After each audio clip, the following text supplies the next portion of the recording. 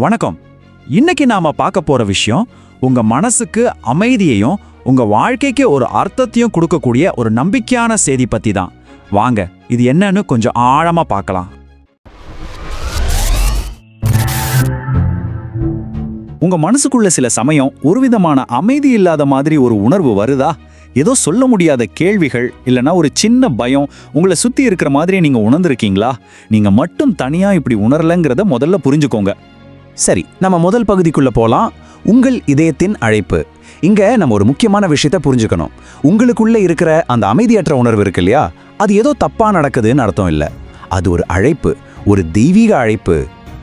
அதாவது உங்க மனசுக்குள்ள ஆழமா நீங்க உணர்ற அந்த ஏக்கம் அது சும்மா யதார்த்தமா வர்ற ஒரு ஃபீலிங் கிடையாது. அது ஒரு பெரிய திட்டத்தை நோக்கி, ஒரு உண்மையான அமைதியை நோக்கி உங்களை இழுக்கிற ஒரு அழைப்பு. ஒருவேளை உங்க எண்ணங்கள்லாம் குழப்பமா இருக்கலாம், ஆனா ஒண்ணு மட்டும் ஞாபகம் வச்சுக்கோங்க, இந்த பயணத்துல நீங்க தனியா இல்ல. உங்க வாழ்க்கைங்கிறதே ஏதோ தற்செயலான நடந்த ஒரு விஷயம் கிடையாது. இது ஒரு பெரிய நித்திய திட்டத்தோட ஒரு பகுதி.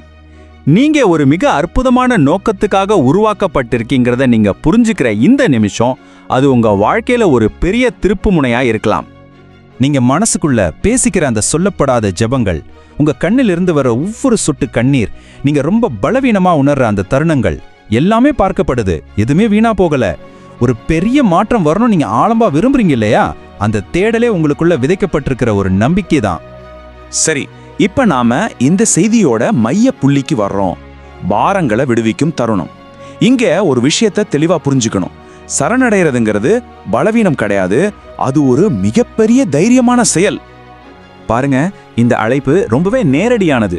பழைய தோல்விகளையே திரும்ப திரும்ப நினைச்சு எதிர்காலத்தை பத்தி கவலைப்பட்டு உங்க மனசை அழுத்திக்கிட்டு இருக்கிற எல்லா பாரத்தையும் எல்லா சோர்வையும் இப்போ இறக்கி வைக்க சொல்லி ஒரு அழைப்பு வருது. இதை நீங்க தனியா சுமக்க வேண்டிய அவசியமே இல்லை. இதை எப்படி செய்யறதுன்னு யோசிக்கிறீங்களா? ரொம்ப சிம்பிள், ஆனா ரொம்ப சக்தி வாய்ந்த ஒரு செயல். முதல்ல உங்க கையை உங்க இதயத்துக்கு மேல வைங்க. அப்புறம் நல்லா ஆழமா அமைதியா ஒரு மூச்சை உள்ள இழுங்க. இப்போ ஒரு மெதுவான பெருமூச்சோட உங்க கவலைகள் எல்லாம் உங்களை விட்டு போறதா நினைச்சு அந்த மூச்சை வெளியே விடுங்க. அப்போ சரணடைதல்னா என்ன? நம்மால கட்டுப்படுத்த முடியாத விஷயங்களை தைரியமா விட்டு கொடுக்கறது தான் அது. அப்படி நாம விட்டு கொடுக்கும்போது நம்மளோட சொந்த பலத்தையும் தாண்டி ஒரு பெரிய தெய்வீக சக்தி உள்ளே வர்றதுக்கு நாம இடம் கொடுக்கிறோம். இங்க ஆன்மாவோட ஒளிய மங்கச் செய்யற எதுவா இருந்தாலும் அதை விட்டு விலக இதுதான் சரியான நேரம். அது ஒருவேளை ஒரு தவறான உறவா இருக்கலாம், இல்ல நம்மளே அழிச்சுக்கிற ஒரு கெட்ட பழக்கமா இருக்கலாம், இல்ல நம்ம மேலேயே நமக்கு வர சந்தேகமா கூட இருக்கலாம். இதையெல்லாம் விட்டு கொடுக்கறது தான் விடுதலைக்கான முதல் படி. இப்போ அடுத்த கட்டத்துக்கு போலாம்.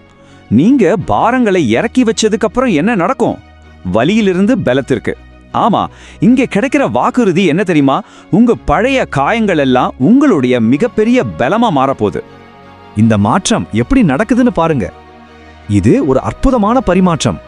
உங்க சோர்வு தைரியமா மாறுது. நீங்க பட்ட அவமானம் கண்ணியமா மாறுது. உங்க பலவீனம் மிகப்பெரிய பலனா உருவெடுக்குது. நீங்க பட்ட கஷ்டங்கள், யாருக்கும் தெரியாம நீங்க அனுபவிச்ச துக்கங்கள் எதுவுமே வீண் கிடையாது. அவை எல்லாமே மற்றவங்களுக்கு ஒரு வெளிச்சத்தை காட்டக்கூடிய அனுபவங்களா மாற்றப்பட்டுக்கிட்டு இருக்கு. அதாவது உங்க வழியே மற்றவங்களுக்கு வழிகாட்டியா மாறப்போகுது. 0, 0 இதுதான் உங்க எதிர்காலத்தை தீர்மானிக்க போற உங்க பழைய தோல்விகளோட எண்ணிக்கை. நல்லா ஞாபகம் வச்சுக்கோங்க, உங்களை வரையறுக்கிறது உங்க தோல்விகள் இல்ல, ஒரு நித்தியமான அன்பு. சரி, இப்ப நம்ம கடைசி பகுதிக்கு வந்துட்டோம். விசுவாசத்தின் புதிய பாதை. இந்த புது பயணத்துல எப்படி ஒவ்வொரு அடியா நம்பிக்கையோட எடுத்து வைக்கிறதுன்னு நாம பார்க்கலாம். முதல்ல ஒரு முக்கியமான விஷயம், உங்களுக்கான பாதை ரொம்பவே தனித்துவமானது. தயவு செஞ்சு மற்றவங்களோட உங்களை ஒப்பிட்டு பார்க்கறத நிறுத்துங்க. உங்க வளர்ச்சிங்கிறது அமைதியா உங்களுக்குள்ள நடக்கிற ஒரு விஷயம். மற்றவங்க வேகமா போறாங்கன்னு நீங்க அவசரப்பட வேண்டிய அவசியமே இல்லை. அப்போ விசுவாசம்னா என்ன? அது ஏதோ கண்ணை மூடிக்கிட்டு குதிக்கிறது இல்லை.